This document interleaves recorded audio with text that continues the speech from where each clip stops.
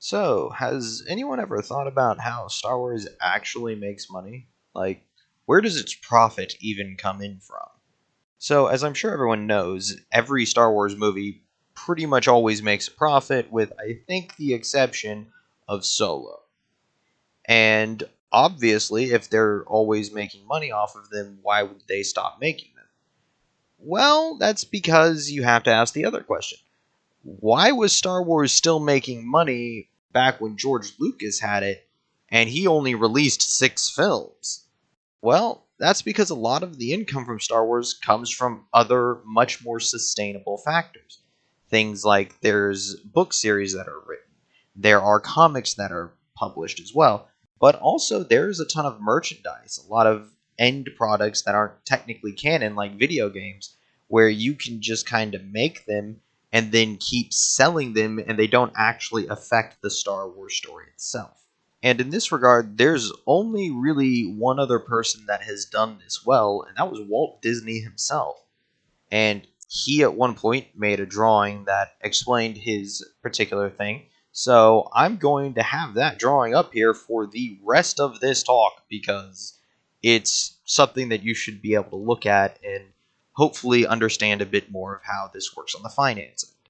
So in the center, you have your creative productions. It says creative talent of studio theatrical films. And nowadays, that would include, television series. So we would have in here The Mandalorian, which is arguably actually overtaken all the movies since they've pretty much stopped making Star Wars movies at this point.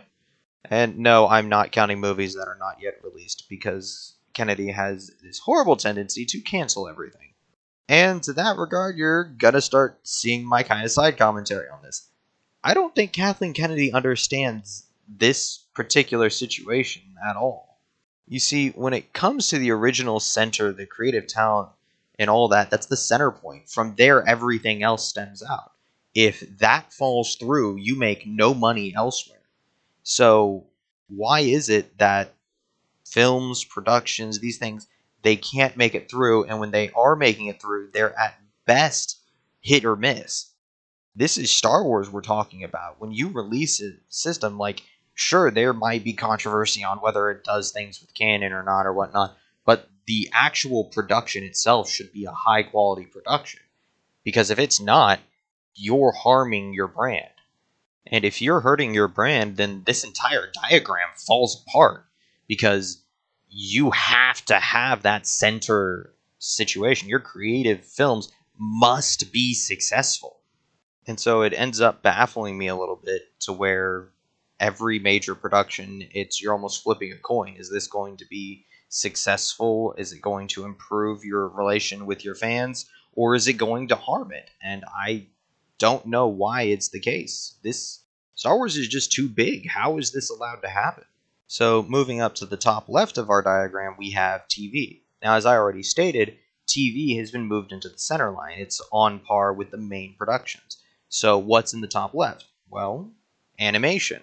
This is going to be Star Wars Rebels. It's going to be the Clone Wars TV show. So that's where this resides up in the top, and it functionally fills the same role. Anyone that likes your mainline series has more content to go into. They have additional stories. They've got extra settings. This feeds into merchandising. It should go into the theme parks. It should be adding additional music, extra, again, just kind of extra content, extra things for your people to like. And to my surprise overall, this performs better. Again, the animation is performing better more consistently than your mainline production. So, what's happened to cause this?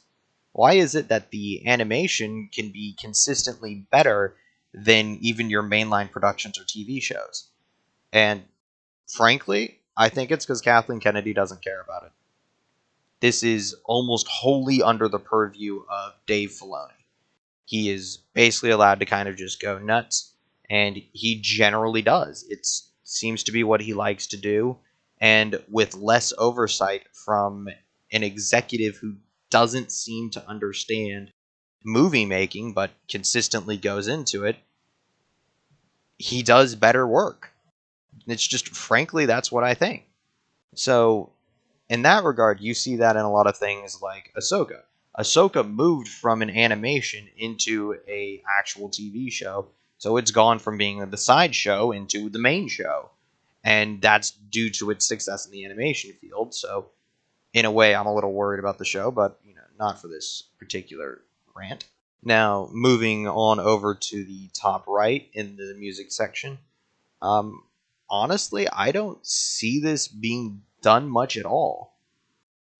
There's music is produced for the movies, it's produced for the animation, but this isn't made to be sold anymore. And honestly, it's a bit of a loss because you've got a whole different section here. You could be making various kinds of like Star Wars music and selling that off and having additional lines of production, additional revenue, additional income, and I just don't see it. And again, I think this is a failure of the main executive.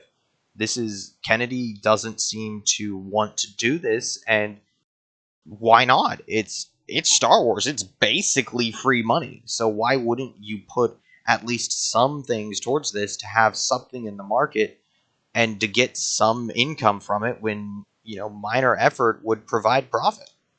Now we're going to move down to the bottom right section where we've got comic strips and publications. And I'm going to smash these two together because that's your books and your comics.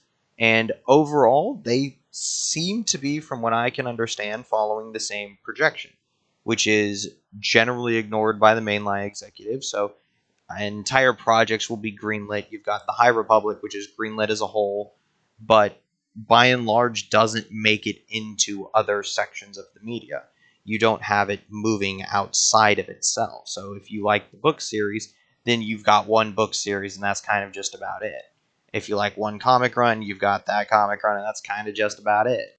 So, again, I think this is an executive issue where you're not putting the due effort into doing it, even though you are doing it. So good on Kennedy for at least having the marketable material, but not putting in more effort to have it extend outwards. So moving on over to the bottom left of this, which is your merchandise licensing, this is where you get a lot of your steady income because frankly, toys are sold all year round. Sure, there's an uptick for Christmas and whatnot, but you still have Luke Skywalker, like original Luke Skywalker figures being sold. And it's money from decades after the original film. And frankly, that's the power of your merchandising. This is where you had Star Wars come in and do something that a lot of other franchises didn't do. It said, "Hey, we're going to have movies, but we're also going to have other things. You've got your Ewoks, you've got the X-wing will sell. You've got all of the clones in their various iterations, and it's very consistent income because you're going to get this pretty much at all times if the rest of your series do well." Even when people have already bought the movies and they've already watched the things and they've done things, you come out, you have a Luke Skywalker toy. If a new kid's born, when a new kid comes of age, you've got a boy at the age of 7, he's looking into Star Wars, he's going to want an X-Wing. And it's something you can consistently get them throughout the year as they age up. There's going to be more toys. So your merchandise is where you get a lot of consistent income. This is kind of your bread and butter, a lot of where your pay the lights bills come in. So that said, for this regard, a lot of your merchandisers have been burned a little bit because they went through and they bought big in on episode 7 and it did well, and then they bought big in on 8 and it didn't do well, and they bought big in on Rogue One and it didn't do well. And honestly, it needs to be rehabilitated, and the only way to do that is to have better movies because your merchandise doesn't sell itself. Like I know people will say, toys sell themselves. Like you made Baby Yoda, but Baby Yoda didn't sell himself. You could make a Baby Yoda without the Mandalorian, and it wouldn't sell near as well, or almost at all, without the Mandalorian. Because it succeeds because your mainline situation succeeds. Ahsoka Tano, the clones, they succeed because one of the animations succeeded. That was the Clone Wars TV show. So the merchandise is very much a consequence of the rest of your diagram working out well. And then finally, we get to the black sheep for Star Wars. We get to Disneyland. And Disneyland is failing miserably. I'm not saying like Disneyland as a park is failing miserably because I don't know. not well enough. I do think it's not doing great, but that's a different story. But Disneyland Star Wars is not doing what it should. People are not going to Disneyland exclusively to see Star Wars right now because the entirety of Disneyland Star Wars is focused on the sequel trilogy. And frankly, the sequel trilogy doesn't have any staying power. So by forcing that in, that was an executive decision. That was Kathleen Kennedy. She forced that to be the sequel trilogy instead of allowing it to even be the original trilogy. You could be Luke and Vader, or you could do the prequels. You could have a whole Clone Wars theme thing, and they have staying power. They have proven staying power. But that went in on a new franchise that doesn't have that proven staying power. So once the movies faded out of general public thought, that section of the park is going to be fairly abandoned. People aren't going to go out of their way to go talk about the Resistance. So it's underperforming like crazy. So the overall thing I want to state here is that Disney finances, while I'm not going to stand here and say Disney isn't making money off of Star Wars, I am going to stand here and tell you that Disney is not making anywhere near what it should be making on Star Wars. And all of that stems from the executive team not understanding where they're going to make their money. They seem to be heavily focused on trying to make those one-hit wonder shows. To say, yes, this show has made X amount of money, ba-da-ba-ba-ba, and they will sacrifice staying power. And they're sacrificing brand loyalty. And you can't do that. Not with Star Wars. Star Wars has too many interconnected things to try and hit the one-hit wonder of like a Fast and Furious movie.